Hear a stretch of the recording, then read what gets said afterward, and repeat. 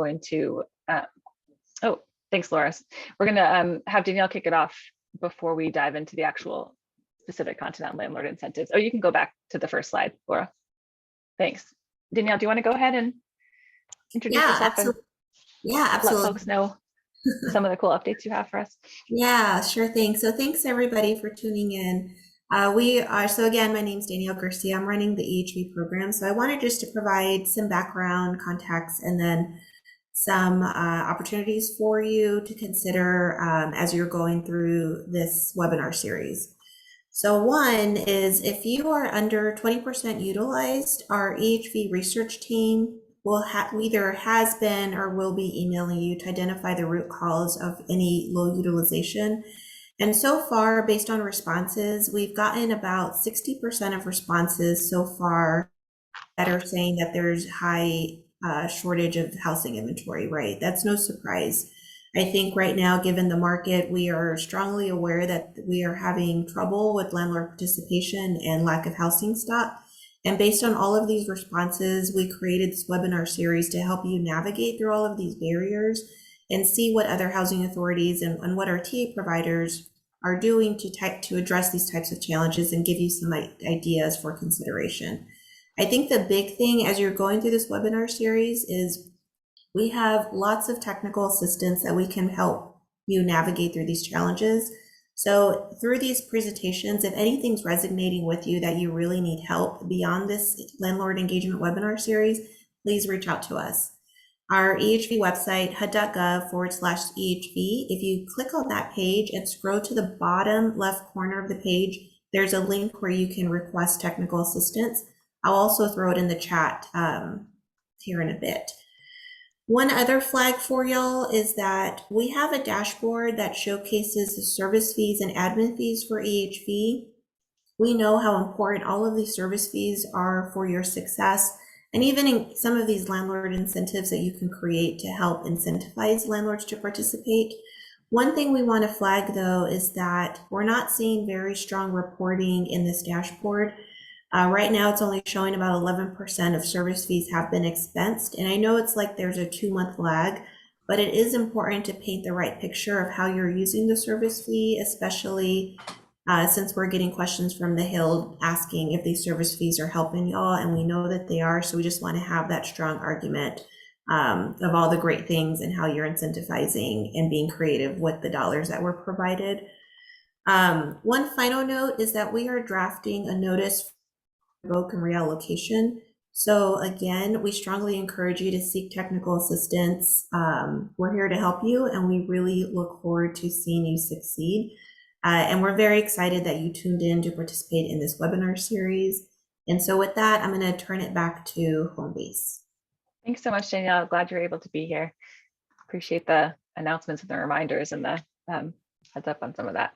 So yeah, again, so I'll kind of re-welcome everyone to as we kind of launch in, and Laura, you can go to the next slide now. Thanks for holding for a sec. So we just want to go over a few logistical points, and we have a couple of kind of quick housekeeping things we're curious about before we dive into the content this morning. But just wanted to let sure folks know, hopefully you got that, the recording announcement when we started recording, that we are recording this, and we will be sharing the recording on the HUD EHV site, which, as Danielle just mentioned, is hud.gov/EHV. So we will be sharing the recording as well as the slides. All of you, because we have a good sized participant group, everyone is muted. If you're having trouble, hopefully you can see this at least connecting, and you're having issues with audio, you can dial in with the numbers that are provided there. And Laura, I don't know if you're able to put that in the chat as well, just in case. Thanks so much. We have a Q&A box available for you. So a lot of you have been using the chat already, which is great. If you look at the menu at the bottom of the Zoom as well, there's a Q&A box where you can submit questions throughout our presentation for either Nicole or I who'll be presenting, but also we've got a few folks from HUD on. So if you have questions for us or HUD, you can use the Q&A box to submit those at any point during the presentation, and we'll have time at the end to get to as many of those questions as possible.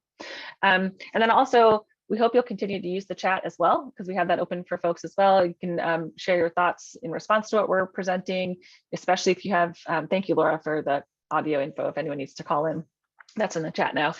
But yeah, continue to use the chat to share your thoughts and experiences as on EHV implementation, if you have reactions to what we're sharing, or if you have implemented any of the ideas that we shared during the presentation, it'd be great for your colleagues on the call to see your feedback and your input as well in the chat. So please use both the chat and the Q&A box throughout.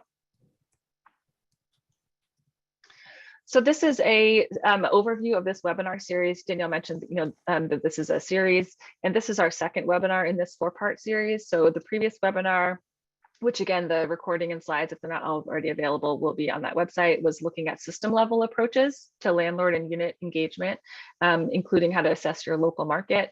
Today, we're going to be talking about landlord incentives. And then on July 12th, we'll be looking at marketing outreach and landlord retention strategies. And then we have a final 4th session that we're still deciding on based on your feedback, what to cover during that session. So if we move to the next few slides, we're going to have a couple of poll questions, and some of that will be getting at what you're hoping to hear from us. So before, if y'all could take a moment to fill out, we're curious who's all on the call. If you would consider your role best described as housing authority, the voucher program administration, if you're on the COC or other housing provider operations side of things, if you're doing kind of client facing like housing navigation or case management, working with clients, if you're more on the housing search or landlord engagement side, especially so more like the landlord facing side. And if none of those quite fits what your role is, how you describe it, if you select other, and you can put in the chat. And it's asking folks this for a couple of reasons. One, so we kind of know who's on the call today as we're presenting, but also we're going to shift to another question in a second, and this will kind of help us with that. So Laura, if you're able to make that public so folks can kind of see, we can get a chance to see where folks are at.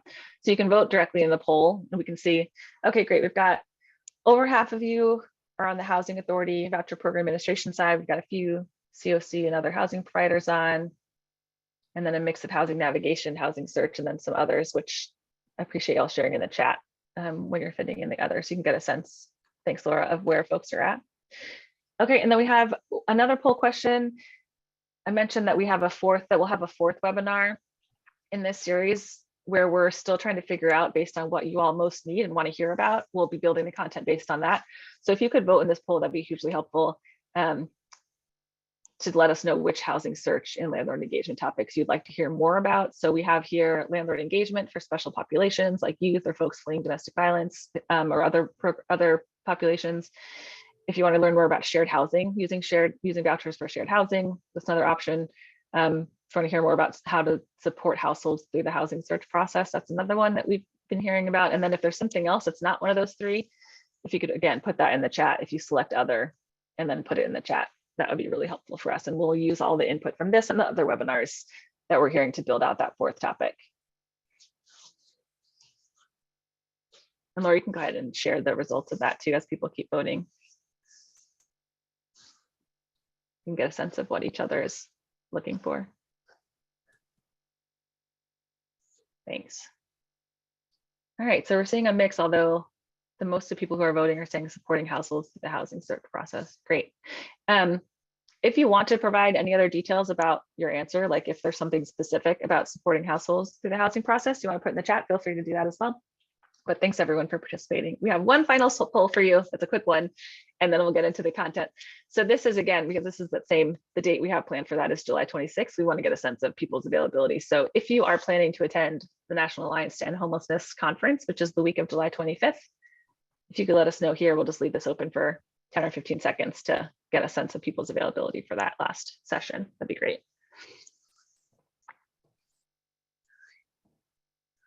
And then you all are off the hook for answering questions, and you can shift to asking us.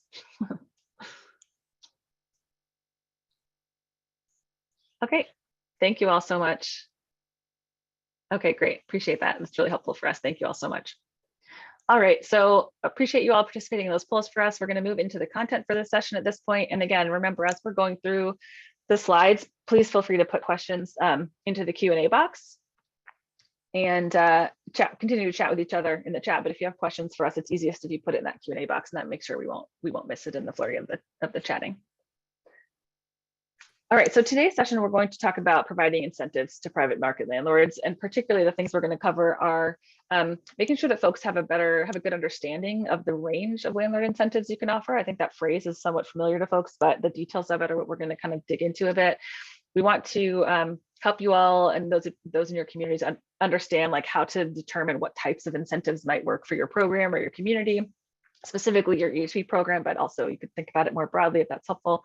And then we're also going to go over some tips and some kind of considerations that are useful for actually getting started if you want to actually create a landlord incentive program, things to think about in order to kick that off. So we're going to start off with an overview of landlord incentives, looking at what it means, what they can look like. So what we mean kind of broadly, just in the most general sense when we're talking about landlord incentives, is they're resources that are available to really persuade or encourage property owners and property managers, those that have rental units available in the private market, to participate in voucher programs or other housing programs, right? So we're thinking about, in general, resources that we have available to incentivize landlords to participate in our programs. And of course, they're particularly useful in really competitive rental markets, which I'm sure many of you are in, where landlords have a lot of freedom, right, to be highly selective of who they want to rent to. And so therefore, can be a little bit reluctant, sometimes very reluctant, to take on any kind of perceived risks or unknowns. So landlord incentives can be useful everywhere, but that's particularly, in really tight housing markets where landlords have a lot of freedom to be selective is where they can be like most impactful.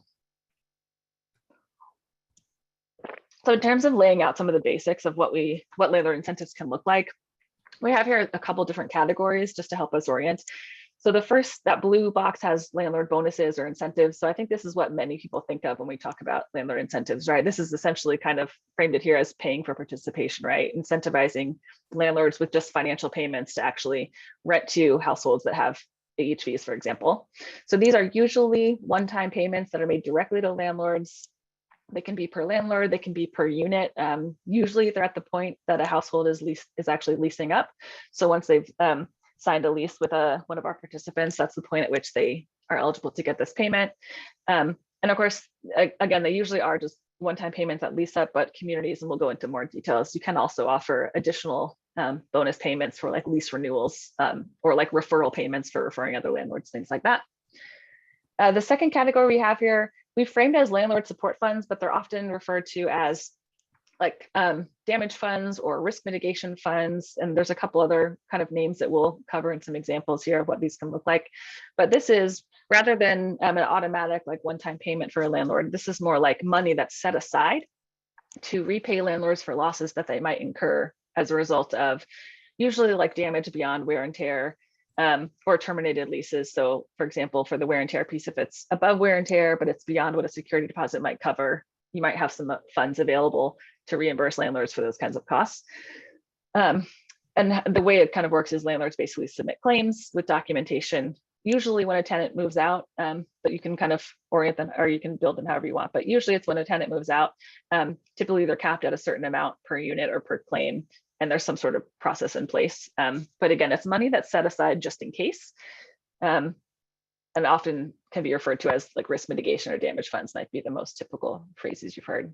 And then finally, so that's another category. And then the final category I wanted to talk about is not actually, some of which are, the last financial incentive, is funds to cover things like costs that for bringing units up to HQS standards, for example, or to otherwise improve the units themselves. And then things like holding fees for landlords to keep units open, security deposits, helping cover application fees and other related costs. So some of these are more funds that would go not necessarily to the landlord themselves, but can still help be financial incentives, because if landlords are concerned about the ability of a potential tenant to cover these costs, that can be an incentive for them as well if we're able to provide those financials. So this is the kind of types of financial incentives, the big categories. And then on the next slide, there's another set of potential incentives that are not financial incentives, but we want to cover both because these can also be really helpful in persuading landlords to, or encouraging landlords to participate. So here we have things like application processing. So in this case, anything that can kind of streamline or help the application process along, either so that it's simpler or that the landlord is not responsible for doing any piece of it. So you're kind of taking on some of the responsibilities. So housing authority or partner agencies can handle tenant screening process or the application process itself.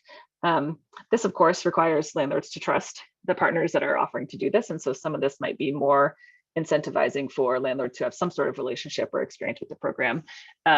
but certainly something that can be really useful in terms of streamlining the process or taking some of those pieces off the plate of the landlords. And it's likely more appealing to smaller landlords who maybe don't have, not giant property managers who often have these things in place, but can be really appealing to smaller landlords, especially folks who have like, one unit or one thing to rent. On-call support is another type of incentive, right? So this could look like a direct line to some kind of staff, especially like case management, in case something comes up with a new tenant. It really is allowing for, can allow for a really quick response to concerns that a landlord might raise, or if there's an urgent situation. So having 24/7 availability is ideal, but there's certainly programs that set up this kind of support available for landlords that isn't 24/7, but that can be really helpful in terms of incentivizing landlords who might be a little bit cautious to participate. Mediation services are kind of sort of similar. So they're not necessarily, they can be like immediate or in response to urgent issues, but they're essentially just any kind of support with resolving disagreements, whether that be between tenants, whether they're program participants or a program participant and another tenant, or with a tenant and a landlord. So it's essentially offering support to help resolve disagreements that might come up, right? And this can be combined with things like offering education of any kind or training or resources for tenants on their rights and responsibilities, sort of being good neighbors, being good tenants, that sort of thing. We've also got a category here called property improvement services. So again, this is a little bit of a flip side to the coin of the damage funds or the landlord support funds or risk mitigation. So the idea here is, rather than necessarily paying for repairs, you might have a maintenance or a repair crew of some kind who can actually come onto the property and make fixes, especially minor fixes. And this can be either at the end of a lease term when a tenant moves out, or it could be, during the course of the lease, right? So as things come up, this can be a nice service to offer to a landlord to that, we have a crew available that's complementary to you that can come and fix things. And it could be for just the unit itself, or it kind of could be, we have here like a beautification crew idea. So this could even be an additional incentive, right? Where we have a crew that can come and do landscaping or gardening or other kinds of property improvement in general. Again, kind of another incentive that's a little bit outside of the box to have landlords kind of see value in working with you and your clients. And the benefit of this kind of property improvement services, in addition to the incentive piece, is just that it can be a really great job opportunity or training for current or former clients, right? This is a skill that's useful over and above any kind of incentive program that you're putting together. Learning the skill and practicing the skill of maintenance and repair and beautification can be an added bonus for that. And then the final category for incentives that we have here is essentially good PR, right? For landlords who care about how they're perceived in the community, especially, but can be things like awards for good landlords or landlords that have rented to a number of households in your program, or other kinds of appreciations or public recognition. So any kind of public, especially public recognition for landlords that are participating in your program can be another incentive to kind of include in a package. Next slide.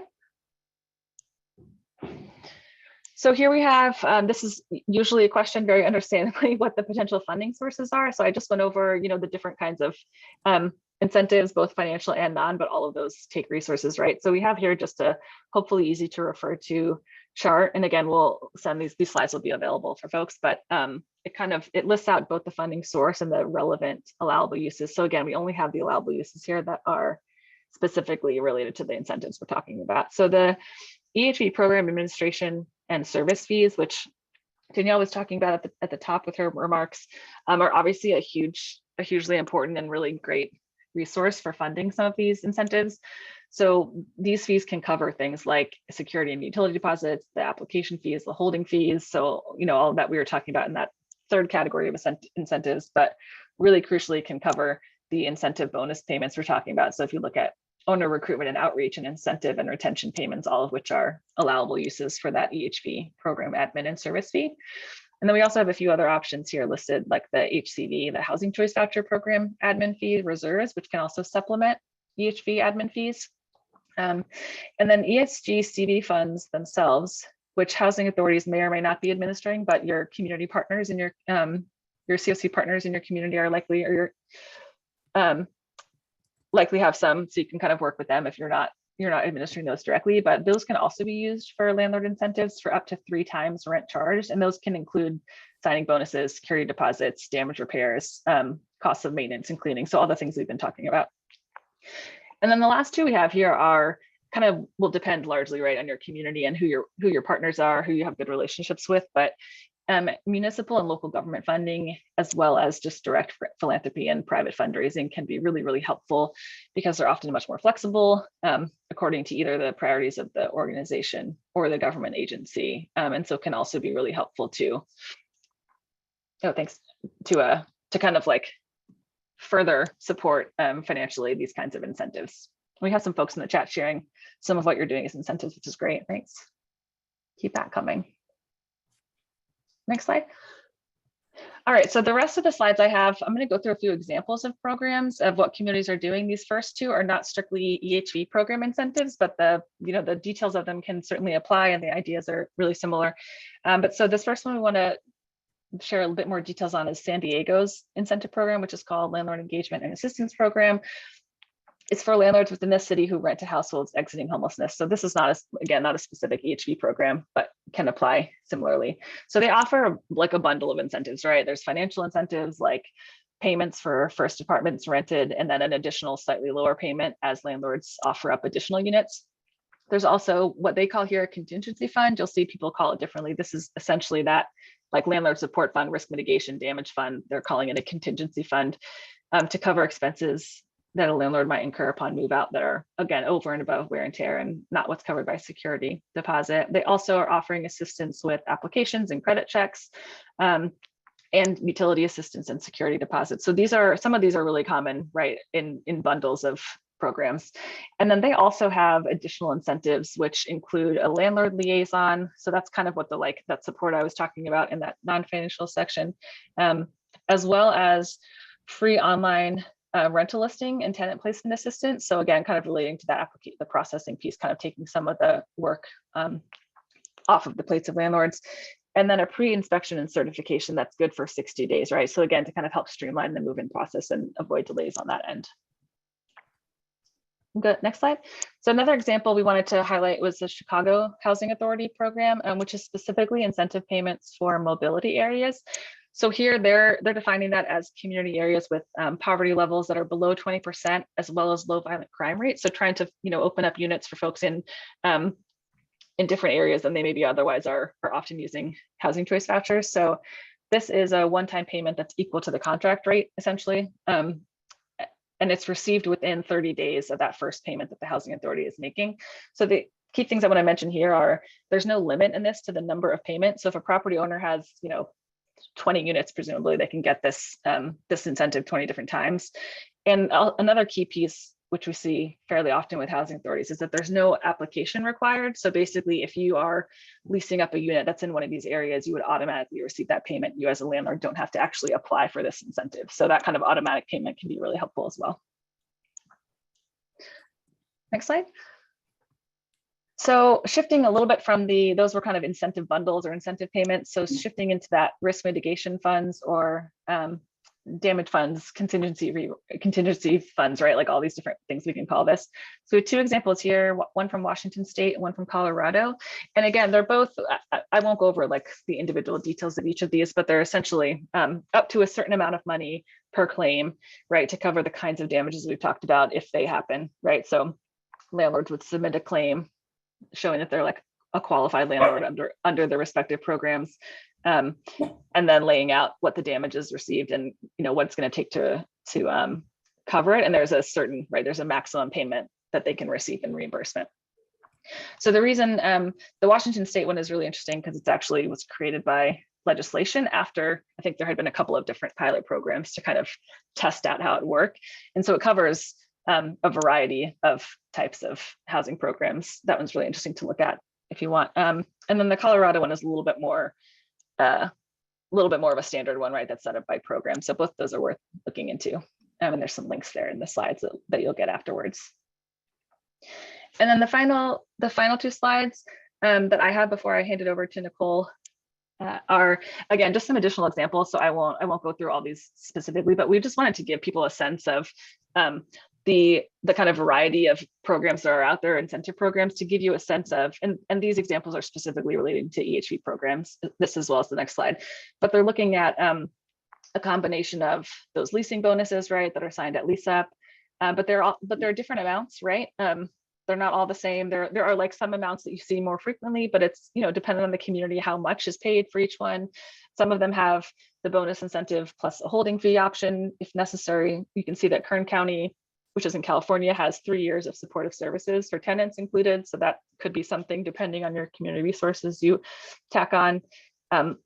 Philadelphia refers to their kind of landlord support or risk mitigation or damage fund as owner assurance, which is another nice way, kind of positive way of framing that sort of option.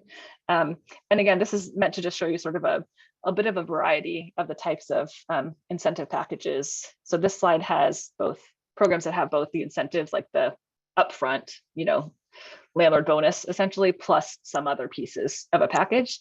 And then the next slide is just some additional examples that are, again, EHV program specific, and they're a little bit more just the kind of typical, the landlord bonus, right? The payment upfront. But even for this, we wanted to remind folks that the amounts are often different, and that there can be some combination of an incentive that's paid at the time of lease up, right, which is the most typical. But you can also have things like what Travis County has there, which is you also get a payment if you renew, right? If you renew a lease at 1 year, which is something we see sometimes, but not always. And then on the Raleigh Housing Authority, you can see the example of a referral bonus. So that's something else to think about, right? That if a landlord refers another landlord and that landlord ends up also leasing up with folks, then they get that referral bonus too. So lots of different combinations that we see in these examples that can be really good to think about as you're considering what maybe to put in place in your own community. So with that sort of quick and maybe a lot of information packed in overview of what landlord incentives even are, what we mean by them, I'm going to hand it over to Nicole to talk about actually getting started in your own community in terms of creating or adding on different incentive programs. Thanks, Jillian. Hey, everyone. So I'm going to dive a little bit into how to create these incentives. Next slide, please.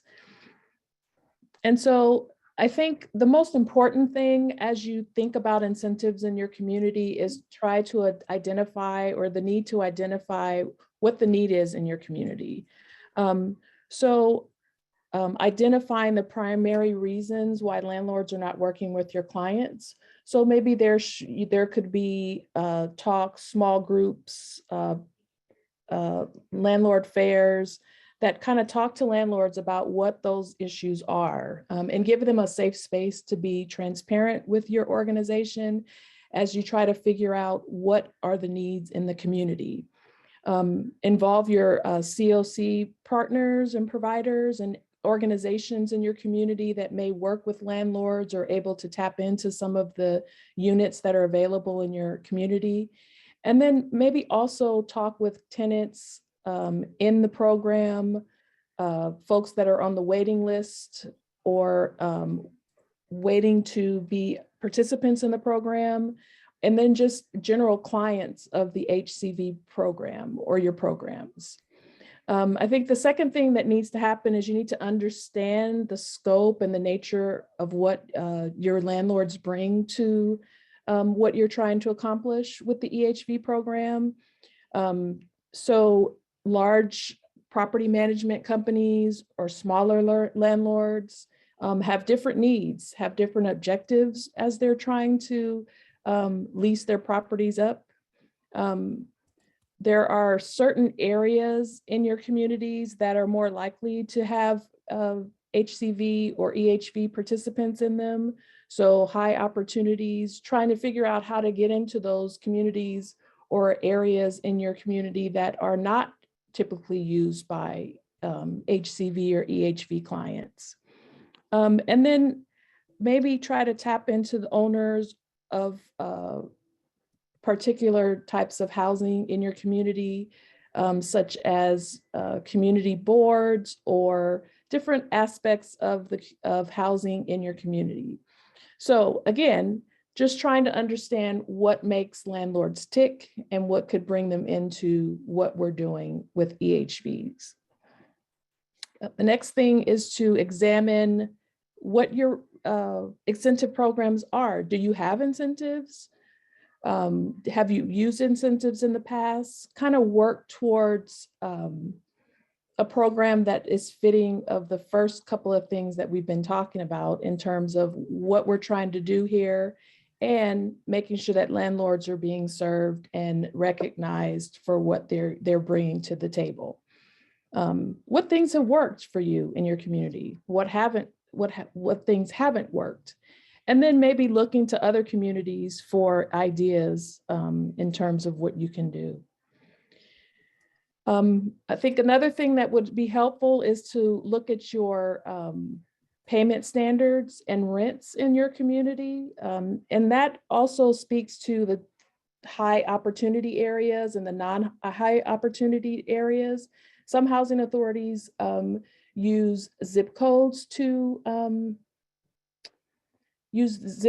to place their payment standards and make sure that folks in one area have a different payment standard than other areas in their community. And different housing authorities doing different things. So these are just suggestions. And I think the last thing is to find out how often units require repairs, because security deposit incentives or landlord mitigation fund could be used in those instances. So making sure that seeing if, as you're going out and doing inspections, are those units, are there things that a landlord mitigation or a security deposit could cover? And then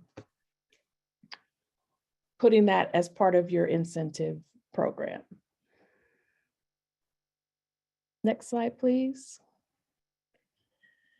So as you're identifying these barriers, doing those surveys, talking to clients and landlords and that sort of thing, coming up with solutions that might help with those barriers. So if the application fees are too high, your potential solution could be covering the application fee or including a cost for a credit check or a background check in those application fees that you're presenting to your clients or participants and or applicants. Making sure that if the rents are too high in your community, which I've heard a lot of as we do TA throughout the country, negotiating some lower rents with those landlords or offering them a sign-on bonus or a bonus payment to make up the difference in the initial negotiations for that unit.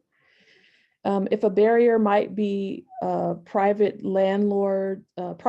units go off the market too quickly because of high or low vacancy rate in your community, maybe you might want to have some holding fees or offer holding fees to landlords so that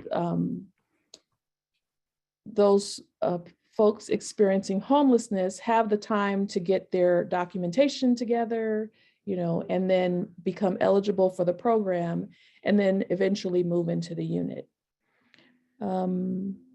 Landlords are probably or maybe worried about tenants damaging their unit. So you might want to have a landlord support fund. As we were getting this slide together, the risk mitigation or damage repair funds kind of rubbed us the wrong way. So a landlord support fund might be a nice way to offer it to the landlords. If a barrier might be landlords don't want to incur the expense of getting their property up to HQS, maybe you could have a fund that could cover that. Or maybe there's a repair crew that you all could have that could go and help with getting units ready. And lastly, a lot of landlords are just hesitant to rent to the Housing Choice Voucher Program or EHV and are not really savvy as it pertains to using the program or getting good potential tenants. So in this case, financial incentives, those bonuses, on-call support services might be a way to present solutions to the landlord. And like Jillian was talking about, just good landlord PR in general for the program, where you have awards and recognition, giving landlords a platform to talk about some of the barriers that they're having, or the things that they're having issues with, would be good ways to get landlords to be interested in the program. And then also just remind landlords that, with HCV, it's guaranteed payment of rent. That participants pay 30% of their income, and then the housing authority provides that guaranteed rent on a monthly basis. Next slide, please. So here are some key considerations for designing your program. So for the financial incentives, figuring out how much do you want to offer and what will the criteria be. So landlords, new landlords, old landlords, resurfacing landlords, think that are provided incentives, and that they are something that they are willing to participate in the program. Next is the non-financial incentives. So what benefits can the housing authority offer to these landlords? And what can you do to require a partnership? What would be needed to require a partnership with these? What is the infrastructure that you all in your communities are providing to these landlords? Repair crews, on-call services, and how will you ensure that this will be consistent throughout the program as your participants are in these units? Lastly, overall, who will administer it? Will this be a partnership between the Housing Authority and the PHA? Will this just be the PHA? Will the COC be in charge of it? These are all things that need to be discussed and part of the consideration for making sure that your incentive programs are successful. And then, how do you define success? More landlords coming on the program, less participants leaving the program. These are all things to consider as you're going through designing your incentive program. Next slide, please. So one thing that we always stress is start small. When you test out, do a pilot program, get a few landlords to want to invest in this program. So you want to make sure that you have a small test, a small test group to work out the kinks, to measure your impact, so that you have a time and the ability to make course corrections and adjust the criteria, or make sure that the amounts that you are providing for landlords is the correct. You want to build really good relationship with landlords, because if you have one good landlord will tell 5 good landlords, their friends, their family, and anyone else who will listen to them. So for example, narrow the criteria with the bonuses, limit the number of slots for incentives and landlord support, and then maybe pilot a crew at the property level to help with your most trusted landlords. Next slide, please. So this slide is just some of the landlord resources that are available for you all. There's a HCV landlord resources, there's incentives in the guidebook. And then additionally, we put the Rapid Rehousing Roundtable discussion series, which has some really maybe innovative landlord engagement and unit acquisition discussion points that could be helpful. Next slide, please. So now we're going to open it up to Q&A. Yeah, I have. Oh, sorry, Nicole. Go ahead. No, go ahead. Yeah, I apologize. I didn't mean to step on you. I was just saying we have gotten a few questions, and we've been holding them and tracking them. So we'll get to those. But if you have additional questions, please keep putting them in the Q&A box. But before we move on to them, I just want to recognize, like, folks have been sharing some barriers to landlord engagement essentially in the chat, which we really appreciate. And so I want to address those a little bit first. Like I won't be able to go one by one, but there have been examples of landlords not really wanting to deal with the y'all didn't use the word bureaucracy, but essentially like don't want to do government paperwork, don't want to deal with cash only. Like there's lots of reasons that landlords, even with us like reminding them of like you'll get consistent payments and this kind of all the benefits you can come along with, they'll still be landlords, that are kind of unwilling or more difficult to work with. So I just want to start off by saying that a big piece of one thing is that kind of challenge is exactly the reason that so many communities have had to turn to this kind of like the bonus payment piece of it, right? So like there's pieces like we can cover your damages if that's an issue or all this other stuff. And those we recognize that like the post-lease incentives that we can offer don't necessarily get at all the different barriers that landlords are raising or the hesitancies they bring up or the challenges or their preferences. But the idea of the bonus payment is meant to not just to maybe make up for some rent differences, right, that might be experienced, but also to kind of convince these landlords that like, yeah, maybe you want cash, but we can't offer you that piece, but we can also give you a bonus of $1,000 if you rent a unit or whatever amount.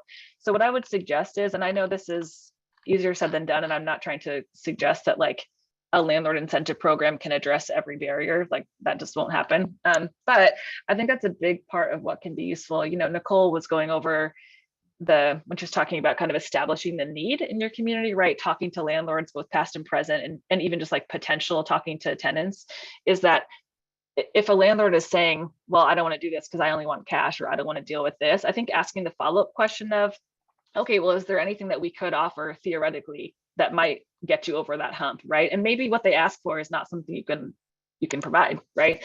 Some landlords are just not going to end up being EHV landlords or other housing program landlords. But I think the more you can dig at, like, what would sweeten the pot for you, landlord? Like, what would get you to sign on to this potentially? I think that's the kind of like fact finding we're talking about when we talk about establishing the need in your community, is like understanding that different landlords are raising different reasons why they don't want to participate, and trying to ask the next question of, well, what would it take to get you to participate? And again, like you might not be able to offer that, but it's helpful, hopefully, to kind of like build out your program in that way. Yeah. And I'd also like to add, like, not only talking to landlords, but like talking to, folks in your community who are not maybe doing the same thing, but like making sure that your community is all on the same page. Like EHVs are in your community, HCBs are in your community. Do your city officials know that you're trying to get this done, so that not only is it just the housing authority and the COC trying to get these vouchers leased up, but it's a community-wide affair, right? And so people are fired up and inspired, it kind of trickles down, and it should be a community-wide effort. Thanks, Nicole. And we have some folks offering additional ideas in the chat as well. So make sure we can try to lift some of those out, but like someone mentioned that what sweetens the pot for some of their landlords is speeding up the process. And then someone actually above that mentioned that pre-RTA inspections, like educational walkthroughs about what an inspector will be looking for while addressing concerns, is a great stepping off point. And I think similarly, like one of the reasons that I think some landlords want or would, be moved by holding fees, for example, or, that example from I think it was San Diego, in that example where they offer a pre-inspection, like an inspection certificate in the last 6 days, right? So there are ways to, it's only so much you can do as far as speeding up the process, but there are certainly things to, like if a landlord is saying, well, this takes too long, kind of getting at the, well, what about the fact that it takes too long is the issue, right? Is it just that like you need funding, you need assistance to like hold that unit open for longer than it would normally take? Or again, kind of like that follow-up question of, I hear what you're saying as far as this barrier, but like, what is it about that delay, for example, that is causing you the issue? And how can we maybe include an incentive package of some kind, like ways to address those? A few folks have mentioned, and I don't want to get too much into the like marketing or engagement of landlords, because the next webinar in this series is actually looking at that specifically. So I know it obviously overlaps, but the idea of doing things like, someone mentioned a landlord support fund, I think you framed it, a support group, is helpful. So I think that kind of straddles the line, right? Of like, we can connect you to other landlords as part of our incentive, but also I think some of that will be covered in our next session. So I don't want to go too far down that road, but I appreciate folks bringing those examples up. Suzette put in the chat about hosting a landlord conference to come together to address concerns. That can be a really helpful way to like gather some of that intel that like Nicole was bringing up about, you know, trying to assess the need. Let's see. We do have a question that I think is more, I'd be curious to hear people put in the chat in addition to what you've already been sharing. For those who have been offering incentives, what are some of the pitfalls that have been encountered? I think that's, I don't know, Nicole, if you have thoughts on that, but I think that might be something that's good for folks on the call too to put in the chat. Let's see. Looking through your questions too. So one question was about shared housing and the complication that came into the Q&A box is we see shared housing as a way to potentially expand the housing stock in this really hard market. But the prorated payment standard requirements have been tricky, and their requests for waivers from the regional HUD office have thus far not been approved. So there's a question about basically like how to move forward on this. So before I answer, I don't know if Jerianne or Danielle are still on and have any advice for like following up on requests for experimental waivers from regional HUD offices. Yeah, this is Danielle. So Great. we also have, looking it up, PH Notice 2021-05. And so in here, it does cite, you know, the regulatory restriction we're under. It's 982.617C. So I think, you know, this would be a very difficult waiver to get approved, given the restrictions and, you know, just trying to use the best form of spreading out payment standards to make sure, you know, the most families are covered through HAP subsidy. If you were to try to entertain it, the way it would get approved would be through good cause. So you'd have to have a very strong justification for a good cause waiver. Thanks, Danielle. On the like flip side, this isn't John, I don't know if this is going to be a satisfying answer at all, but as far as moving forward on this, I think any kind of, again, I know this doesn't solve the problem overall, and maybe the like scale would be too large, but the idea, again, going back to the landlord like bonus concept, right? Like, I think that's a piece of where trying to figure out what that amount should be that would actually incentivize landlords can be, it could be, you know, you have a specific one for shared housing situations, right? Which is meant to kind of cover the difference between that, the market rent and like what the payment standards say. So I think if, you know, I hear what you're saying, that like the difference, that difference is a bigger problem maybe, or continues to be a problem in the shared housing piece. But I think as far as we're talking about landlord incentives and what your like package could look like to be useful, that bonus is meant to, again, kind of be a little bit of a catch-all. But I think if you can, like, the more you can explain to landlords like why the amount is what it is or what it's meant to cover, like, we know that your rent is usually this, and like we can only provide up to this, like, so, but what we can do is provide this upfront, you know, incentive payment, and maybe we can even do the 1-year lease up, you know, the renewal, excuse me, payment as well. So that's why we kind of talk so much about or stress the, like, looking at the actual like numbers in your community of what landlords are saying they want in both rent or, you know, in other pieces, and using that to design your program, and being able to actually like articulate that to landlords to kind of like make sure that they're hearing that you understand the issues that they're raising or the reasons they're hesitant, and kind of saying, and that's, you know, but we have this, you know, this incentive or this bonus payment that we can make to help kind of make up that difference. I don't know, Nicole, if you would add anything to that, but I'll look for some additional questions that have come in. No, but I think there was a question around mandating landlords to send documentation digitally to the PHA, no paper allowed. I mean, that just depends on your PHA and what your admin plan says. Or what your policies say in terms of that. So just check your admin plan for those answers for that question. And then Yeah, go ahead. I think Elizabeth, there's in the chat sort of the landlord it's not, the problem is not the finding the landlord, it's the process. And I think we just need to, as we said in the presentation, having those open dialogues between the landlord and the PHA to kind of identify those barriers and then get to the root cause, and then finding solutions to help the process become easier, swifter, whatever it is that needs to happen. But that's just a conversation that needs to happen between all the parties involved. Thanks, Nicole. We have a question about like promoting these kinds of programs to potential funders. And then we also had someone just recently in the share that they created a survey for landlords and then used the results from that to get funding from the COC. So I know that wasn't exactly a response to the question, or I don't think it was, but I still appreciate that.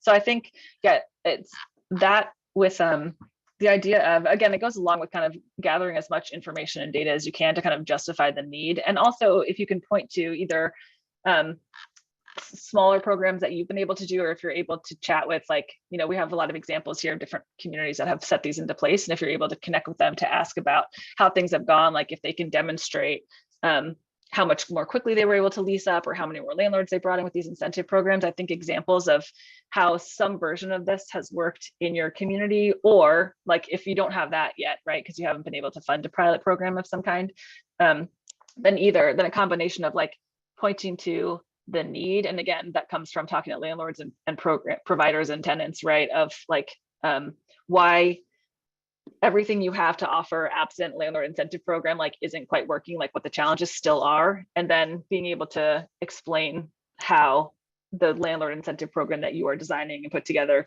would be able to, like, what impact it would have, and packaging that together to potential funders, I think would be some guidance I would suggest.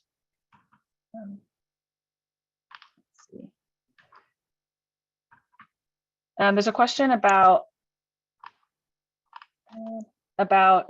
EHV fees. I'm assuming the service fees. Are the monies allotted specific to the individual voucher? I think you're referring to the 3,500 in that service fees that like each PHV or PHA got with their EHV allotment. It's not that there's not a limit. Like it doesn't. That's just like the pot, how the money was calculated that each housing authority got, right? So if a housing authority got 10 EHVs, they got 10 times 3,500 as a pot of money. And so it's not that there's a limit or you have to spend that specific amount per voucher holder. That's just how the calculation worked. Hopefully that answered that question. Has anyone implemented a real estate property management company incentive to support with referrals to building units? I know, Cricket, I don't know if I'm understanding the question, but in the different, so I'm not sure if you're asking about like creating a program that's just for property management companies. I think there are certainly, I think depending on, instead of the property owner, I think you could. I mean, I don't know off the top of my head of programs that like specifically were for the managers, but I think the thing is the types of incentives that we included. I'm not saying that you can't incorporate the financial incentives as well, but the examples we gave of like the like helping with the tenant identification or like the application screening or the processing, and also the like support you can offer for like if issues come up or mediation, like all of that would certainly be, I think, more arguably much more relevant to property managers than the owners themselves if they're not the same entity. So certainly some of these incentives would be relevant for that. And again, I know we keep going back to this, but that's another piece of why it's so important to figure out like who the landlords are in your community and what they particularly are asking for, or what they're saying they need, because it will look different if it's a property manager of a big building versus like individuals who have, a room to let or an in-law unit or something. And so trying to design it as much as possible customized for your community will be really important. I know there's some other questions we didn't get to, but we only have 2 minutes left. And so I want to pass it back to Nicole to kind of wrap us up. And again, we'll take the questions we haven't gotten and we'll try to use those to help inform that final webinar to the extent we can.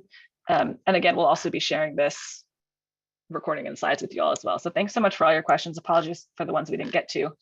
And Nicole, I'll pass it back to you to wrap us up. Thanks, Jillian. So thank you for joining us today regarding landlord incentives. Our next webinar will be July 12th, and that one is going to be facilitated by CSH around marketing, outreach, and retention strategies. So thank you all for joining us and have a great day. Thank you. Take care, everyone. Thanks so much. And thanks,